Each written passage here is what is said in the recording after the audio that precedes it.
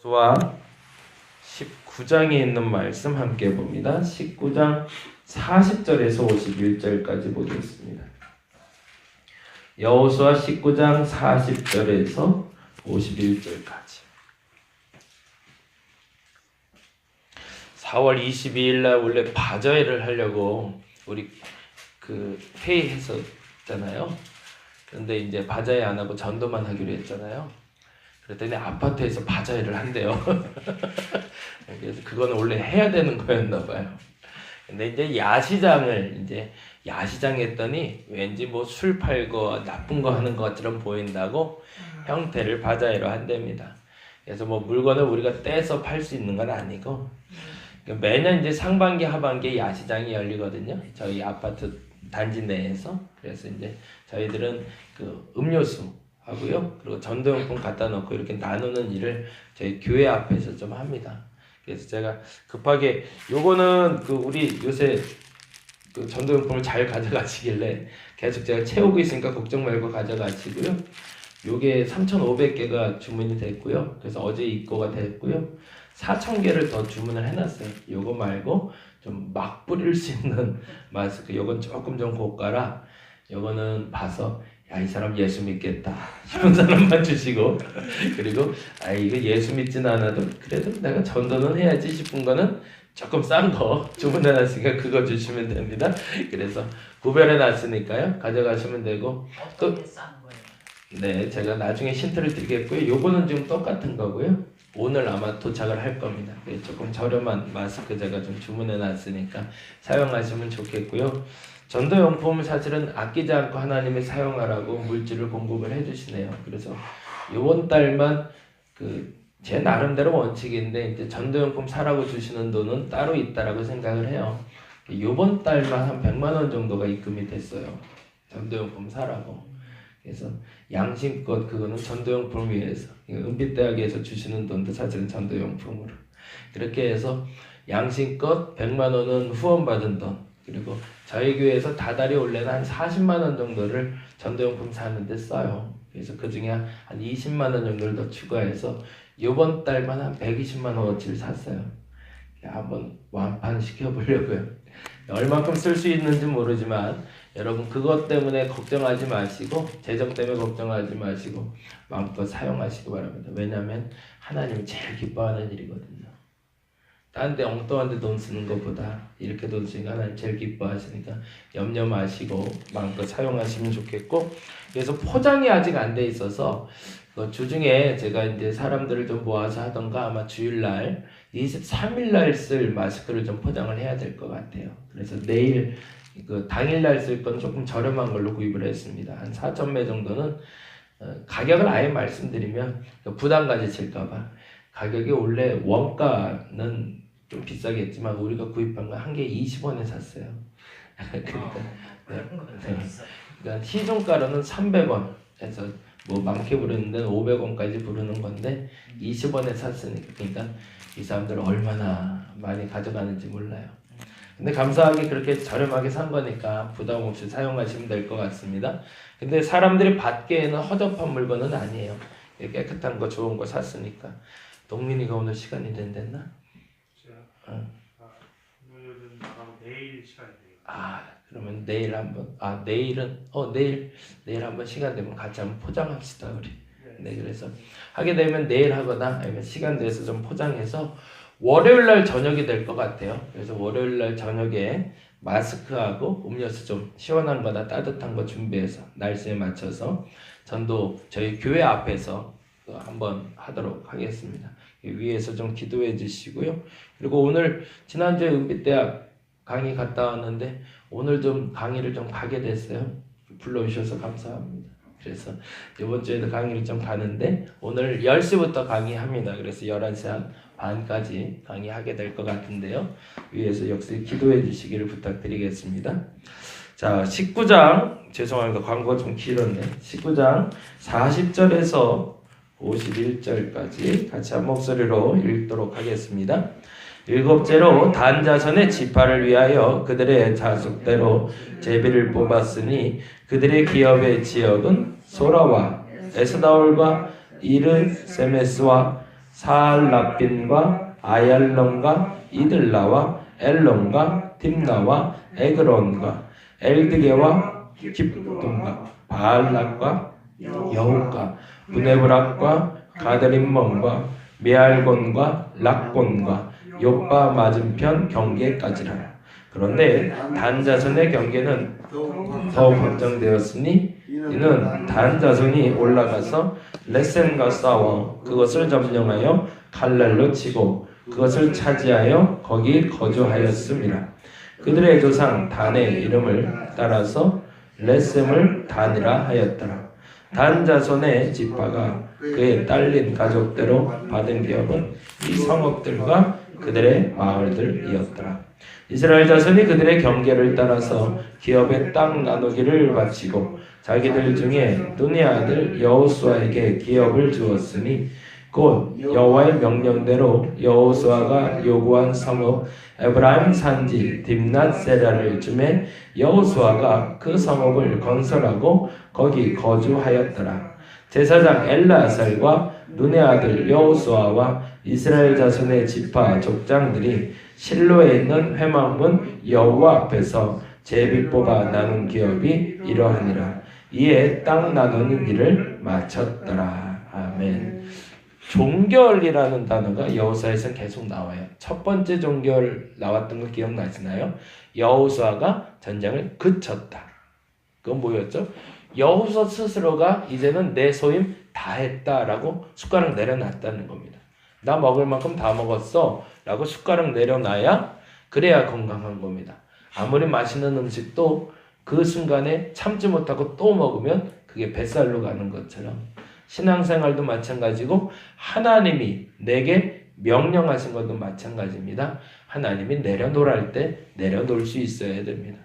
여호수아는 그걸 알았던 사람이었던 거죠. 그래서 전쟁이 끝난 게 아니라 1차 전쟁이 끝나고 지파별 분배가 일어나야 될 그때 자기는 나이 많아 전쟁할 수 없고 이제 하나님은 여기까지면 족하다라고 말하는 그때 내려놓고 전쟁을 그쳤더라가 첫째. 두 번째 전쟁이 그쳤더라 나올 때는 갈렙이 유다 자손들 데리고 아낙 자손들을 이겼을 때 그때 전쟁이 그쳤다라는 표현이 나옵니다. 똑같은 거죠. 여호수아도 자기네 소임을 다하고 뒤로 물러났을 때 전쟁이 그쳤다라고 나오고 갈렙도 자신의 역할을 다 잘 감당하고 그 일을 마치니 전쟁이 그쳤다라고 나오고요. 이번에 세 번째로 51절에 땅 나누는 일을 마쳤더라라고 되어 있습니다. 그건 무슨 말이에요? 어제 말씀드린 대로 신명기 27장에 나온 것처럼 지파별로 사람이 많으면 많은 만큼 적으면 적은 만큼 지파별로 분배를 해주고 그 지파 내에서 땅 분배를 하는 일을 이제 끝냈다라는 얘기죠. 더 이상 나눌 필요가 없다. 근데 여기서 팁으로 하나가 주어진 단어가 47절인데요. 47절에 보니 이렇게 돼 있네요. 47절 그런데 라고 시작되죠. 그거는 뭐죠? 단지파에게 주었는데 추가적으로 라는 얘기가 되는 거죠. 그런데 단자손의 경기는 더 확장되었으니 라고 되어 있습니다. 그 말은 무슨 말이냐면 단자손이 경계를 주었음에도 그 안에 만족하지 못하고 또 하나의 지파를 데리고 가서 땅을 점령했다는 얘기인데 이거는 사사기에 가서 다시 한번 다루면 될 것 같습니다. 근데 썩 좋은 행동은 아니었습니다. 이건 무슨 말이에요? 하나님이 주신 거에 만족하지 못한 거죠. 저와 여러분에게 주어진 것에 만족할 수 있었으면 좋겠습니다. 그리고 그 다음이에요. 그 다음에 하나님 확장시켜주면 확장시켜주시는 것이지 거기에 내 의지대로 자꾸 부과하거나 더하는 일이 없었으면 좋겠습니다. 그게 바로 19장 47절 이야기라면 49절에서 51절엔 아주 재미난 얘기가 나와요. 그렇다면 이 땅을 분배하기를 마치고 있는 여호수아 19장 49절에서 51절에 있는 이야기는 이 땅의 분배를 마친 여호수아와 엘르아살은 어떻게 되는가요?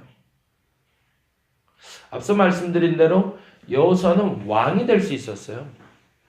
전쟁도 그쳤고 지파도 나눴고 이제 땅 분배도 끝났으니 이제 내가 왕이다. 내 왕위를 이을 성을 달라라고 말해도 괜찮아요. 누가 뭘 할 사람이 없어요. 그런데 이분은 참 원칙주의자라. 첫 번째 원칙은 뭐냐면 제사장들은 땅을 가질 수 있을까요? 못 가질까요? 못 갖습니다. 그러니까 땅 분배의 중심에 서 있던 여호수아와 엘르아살 중에 엘르아살에게는 한 평 땅도 주질 않아요. 그래서 그에게 땅을 주었다는 얘기가 안 나옵니다. 그리고 그것에 만족하고 있는 엘르아살도 독특한 거죠. 내가 그래도 제사장이긴 하지만 땅 분배에 중책을 줬으니 내게는 좀 줘도 되지 않아? 라고 말할 법도 한데 그에 대한 이야기는 한 토시도 등장을 안 합니다. 그리고 여호수아에 대한 이야기가 49절부터요. 같이 한번 읽어볼까요? 49절. 이스라엘 자손이 그들의 경계를 따라서 기업의 땅 나누기를 마치고 자기들 중에서 눈의 아들 여호수아에게 기업을 주었으니. 재미났어요? 기업을 분배할 수 있는 권한이 누구에게 있는 거였죠? 여호수아에게 있습니다. 근데 여호수아는 무엇에 따라서 분배해 준 거죠? 하나님의 명령, 모세에게 줬던 하나님의 명령, 지파의 수, 그리고 그 지파의 분량대로. 그리고 나서 뭐 했다는 거예요? 여호수아에게 기업을 준 건 누구예요? 이스라엘 자손입니다. 그럼 뭐예요? 어떻게 됐다는 거예요? 여호수아가 어디 자손인지를 알면은 좀 정해요. 에브라임 지파거든요. 그러니까 에브라임 지파 내에서 자기 땅을 분배받을 때 다른 백성들과 동일하게 자기 땅을 분배받았다는 얘기입니다. 그러니까 나에게 특혜가 있다라고 주장하지 않았다는 거죠. 이왕이면 에브라임 지파 사람들이 어제 말씀드린 대로 좀 더 달라고 얘기했잖아요. 근데 그렇게 말할 수 있는 이유는 뭐예요? 팔이 안으로 굽는 거죠. 다른 지파는 부탁 안 해요. 부탁할 자격도 없고 부탁해서도 안 되지만 에브라임은 설마 여호수아가 우리 지파인데 우리에게 조금 더 줄 수 있지 라고 생각했던 거죠. 근데 이런 지하에 거절당했던 것이고, 그리고 그 지파 분배가 끝난 다음에 그 지파 내에서 균등하게 제비 뽑아 분배되게 돼 있잖아요. 그 방식대로 여호수아에게 그 지파가 땅을 분배해 줬다는 얘기입니다. 얼마나 여호수아가 정직하게 살았는지가 보이는 거죠. 그러고 나서 50절에 이렇게 나옵니다. 그 얘기, 지금 설명한 얘기가 이렇게 정리가 돼요. 같이 읽어보겠습니다. 곧 여호와의 명령대로 여호수아가 요구한 성읍 에브라임 산지 딥낫세라를 주매 여호수아가 그 성읍을 건설하고 거기 거주하였더라. 첫 번째에 맨 처음에 나왔던 49절에 기업을 주었으니에 동그라미 좀 해주시고요. 사실은 목사님들 은퇴할 때 이 부분을 얘기해 줘야 돼요. 목사님 은퇴할 때 보통 하는 얘기 아시죠? 모세와 같은 영권으로 여호수아와 같은 장군에게 뭐 이 얘기 많이 해줘요. 그래서 모세와 같이 막 이런 얘기 하는데 왜 모세가 죽은 것처럼 죽으라는 얘기는 안 하죠? 먼 산에 올라가서 아무것도 없이 무덤도 없이 죽어라? 아유 그러면 난리 날 거예요. 저 은퇴하시는 목사님들. 근데 또 들어야 될 얘기가 여기 있는 거죠. 주는 걸로 만족할 수 있어야 된다는 거예요. 죽은 걸로. 그만큼 목회했으면 그만큼 받을 만한 자격도 물론 있죠. 그만큼 일을 번창시켜놨으면 그만큼 누릴 자격도 있어요. 근데 그 평가를 내가 하지 말라는 거죠. 백성들이 해줄 거라는 겁니다. 그만큼 노력하고 헌신했으면 그에 합당한 대가를 줄 건데, 근데 원칙은 하나님의 원칙대로. 그래서 기업을 주었으니라고 되어 있고요. 50절에 보니 이런 말이 있어요. 50절에 보니까 하반절에 여호수아가 그 성읍을 뭐라고 되어 있죠? 건설하고 거기 동그라미 거기 거주하였더라고 되어 있어요. 이 말과 연결되는 게 어제 읽었던 부분인데요. 에브라임 지파가 와서 얘기를 했잖아요. 14절, 17장 14절을 다시 보시면 조금 이야기가 돼요. 16장 14절 같이 한번 읽어볼까요? 요셉 자손이 여호수아에게 말하 이르되, 여기서 요셉 자손이 에브라임과 므낫세, 그렇죠? 에브라임과 므낫세가 같이 와서 여호수아에게 말하여 이르되 여호와께서 지금까지 내게 복을 주심으로 내가 큰 민족이 되었거든. 이 말은 사실은 어제 말씀드릴 때 말씀 못 드렸던 부분인데 여호사를 지켜 세우는 얘기죠. 다 너 때문에 복 받은 거다. 다 너로 인해서 우리가 복을 받았고 다 너를 위해서 큰 민족이 되었는데 그 다음에 뭐라고 했죠? 당신이 그 다음에 나의 기업을 위하여. 이 말은 뭐예요? 당신의 기업이기도 하니까 이 기업을 위하여 한 제비 한 분깃만 내게 주시면 어찌입니까? 그건 말이 안 되지. 조금 더 줄 수 있잖아. 그때 여호수아가 말한 게 뭐였죠? 15절 여호수아가 그들에게 이르되 내가 큰 민족이 됨으로. 그렇지. 하나님이 복 줘서 큰 민족 된 건 나도 인정. 그런데 뭐라고 되어 있죠?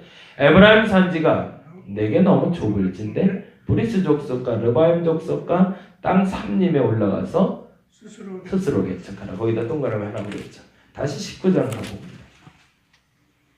19장 50절. 이 말 그대로 여호수아도 자기에게 둔 땅을 스스로 개척하러 올라갔다는 얘기가 바로 성읍을 건설하고 거기 거주했다는 얘기가 됩니다. 노년이니까 이스라엘의 전쟁은 끝난 거예요. 이스라엘의 전쟁은. 여호수아 장군의 이스라엘 전쟁은 끝났습니다. 그러나 내 산지를 개척하는 그 일에 대해서 나의 소임이기 때문에 내가 그 성읍을 건설하고 거기 거주해야 된다는 얘기. 이 말의 뜻은 반어법으로 얘기하자면 성읍이 없었다는 얘기예요. 아무것도 없던 볼모지였는지 그 누군가가 살고 있던 땅이었는지 모르지만 이스라엘 백성 중에 에브라임 지파에게 말했던 것처럼 스스로 내가 거할 땅은 내가 건축하고 내가 개척해 냈다는 얘기입니다. 그리고 나서 51절에 제사장 엘르아살과 눈의 아들 여호수아와 이스라엘 자손의 지파의 족장들이 실로에 있는 회막문 여호와 앞에서 제비 뽑아 나눈 기업이 이러하니라. 이에 땅 나눈 일을 마쳤더라 라고 이야기하고 끝납니다. 여기서요 재미난 일이 있는데 회막문이란 단어가 또 나오고 성막이 나오거든요. 출애굽기, 레위기, 민수기, 신명기, 여호수아까지 회막문, 성막 이 단어를 나올 때 회막문을 말할 때는요 언어상어 뜻은 하나님을 만나는 장소를 말하고요. 그리고 성막하면 하나님이 거하는 장소를 말합니다. 그러니까 여기서 말하는 표현은 여호수아와 엘르아살이 하나님을 만나 하나님 앞에서 제비 뽑아 나눈 기업이 이러했다라고 얘기하는 거죠. 그 시작부터 끝까지 하나님과 동행했다라는 겁니다. 저와 여러분이 마지막이 예뻤으면 좋겠습니다. 오늘 은빛대학도 그 얘기를 해야 되는데 그래서 노년이 조금 행복했으면 좋겠어요. 근데 노년을 행복할 수 있는 이유는 제가 지난주에 은빛대학까지 강의할 때 그 얘기했는데 아리스토텔레스인가? 그분이 그런 얘기를 했대요. 노인은 꿈을 먹고 그러니까 앞으로의 희망을 먹고 사는 사람이 아니라 추억을 먹고 사는 사람이다. 그 말은 뭐예요? 그 꿈이 없는 사람이다라는 얘기 아니라 그 추억만으로도 행복한 사람이라는 거예요. 왕년에 내가 이렇게 잘 살았는데 라는 말을 할 때 그들의 마음에 속상함이 있겠죠. 그러나 여호수아는 왕년에 내가 이 땅을 점령할 때라고 얘기할 때 행복함이 있을 겁니다. 신앙인의 그 원칙은 처음부터 끝까지 하나님의 뜻대로 그 기준이 바로 섰을 때 우리는 행복한 마무리를 할 수 있습니다. 저와 여러분이 이 여호수아와 같은 마무리를 할 수 있기를 간절히 바랍니다. 이름도 없이 빛도 없이 사라지란 얘기가 아니에요. 본인의 도리를 다하고 본인의 소임에 맞게 누릴 수 있는 분들이 되었으면 좋겠어요. 참고로 저는 다리목교에서 목회 마치면 그랬으면 좋겠어요. 여기서 제 목회가 맞춰졌으면 좋겠는데 마치면 저는 사실은 고향이 서울이긴 하지만 첫 목회지가 고향이라고 생각해요. 그래서 전라도로 좀 내려갈까 해요. 전라도 곡성이 제가 첫 번째 목회했던 자리인데 거기서 좀 마무리 소임하고 끝내면 어떨까 생각을 하고 있어요. 그때 다리목교가 좀 부흥돼서 저 먹고 살 거 조금만 해결해 주시면 더 좋겠는데 어찌됐든 그렇게 해서 내 고향으로 돌아갈 수 있는 사람들, 그 소임을 맡아주면 고향 땅에서 그 마음을 행복하게 할 수 있는 저와 여러분 됐으면 좋겠습니다. 오늘 기도할 때 그 기도했으면 좋겠어요. 내 마지막 갈 고향이 어딜까? 이번 27일 날 남북회담에서 종전을 선포한다는 얘기가 있더라고요. 매우 참 의미가 있는 선포가 될 것 같아요. 어떻게 될지 모르지만 그 다음 과정 하나님이었을 텐데 각자의 고향으로 돌아갈 수 있는 계기도 될 것 같습니다. 내겐 고향이 어딘가, 그리고 내가 마무리할 땅이 어딘가, 그 땅을 아는 사람이 행복한 사람입니다. 그렇게 살아갈 수 있는 저와 여러분 되시기를 간절히 바랍니다. 기도하겠습니다. 시작 잘해야 됩니다. 시작이 좋아야 됩니다. 물론 맞습니다. 근데 더 중요한 게 있습니다. 마무리가 좋아야 됩니다. 아무리 처음에 잘했다고 해도 그 마지막이 지저분한 사람들은 별의별 이야기들을 많이 듣게 됩니다. 세상의 많은 위인들 중 특히나 리더가 됐던 대통령에 대한 이야기라며 우리 아이들에게 한 번도 이 사람은 좀 본받아야 돼라고 말할 수 있는 위정자가 없습니다. 얼마나 안타까운지 모릅니다. 사실은 말하자면 그들의 끝이 안 좋기 때문에 그렇습니다. 우리의 끝은 행복하기를 원합니다. 우리에게 돌아갈 고향이 어딘지 알게 하여 주옵시고 그 고향에서 행복하게 마무리하게 하여 주시옵소서. 감사합니다. 고마우신 예수님 이름으로 기도드렸습니다. 다 같이 기도하고 돌아가도록 하겠습니다.